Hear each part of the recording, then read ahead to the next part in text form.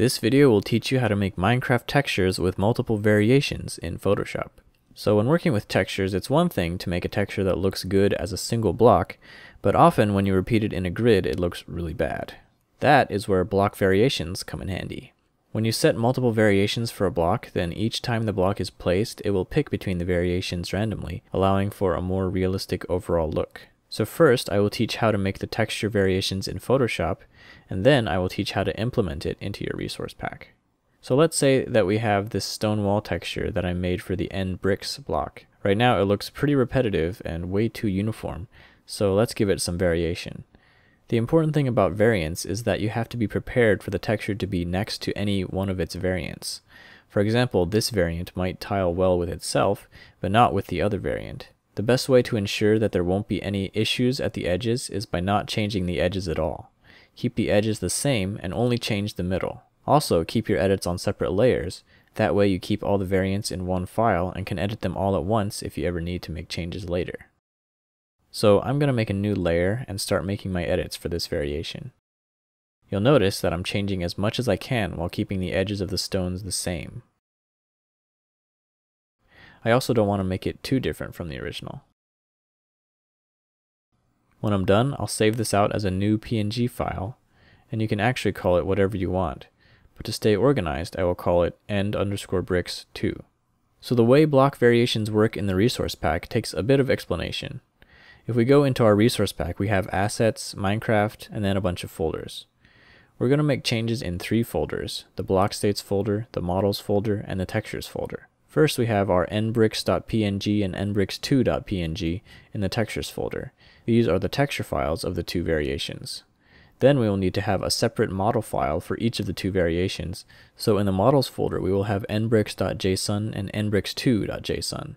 The model itself will be the same, but they will each reference a different texture file.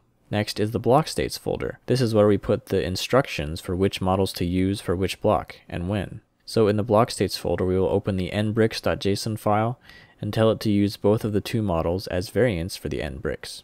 So let's do that. We've already got our 2 textures in the textures folder, so let's move on to the models folder. In here, let's search for end_bricks. If you can't find the model file for the block you're working on, you can grab a copy of it from a default resource pack. Once you have it, duplicate it by copying it and pasting it. Then let's rename the copied one to end_bricks2 and open it.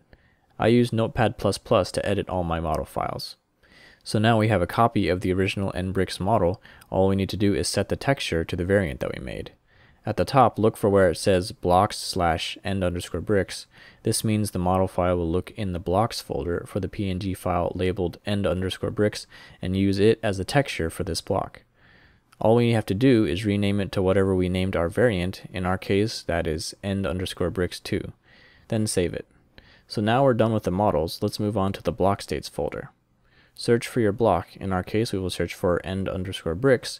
If it isn't there, you can grab it from the block states folder of a default resource pack. Once you have it, open it. If it's never been edited, it should say variants at the top with a curly bracket that says normal, model, and nbricks. We are going to add an additional variant to this list, and we do that by putting this statement in an additional layer of brackets, adding a comma, copying this line, and changing end_bricks to end_bricks2. Make sure all the punctuation is perfect or it won't work. Then save it. Now go into Minecraft and you should see the variants applied to your texture. Now that looks much better. And the thing is, this is just one variant. You can add as many as you want. You can also add multiple rotations of the same variant by adding an X or Y rotation tag, and you can also make some variants happen more frequently than others by adding the wait tag. So feel free to download my custom resource pack that I've been developing for our Ghibli World project. The link to that is in the description. You can look through many other examples of block variants there. So if you have any suggestions for further tutorials, you can leave a comment. Otherwise, thanks for watching, and I'll see you guys in the next video.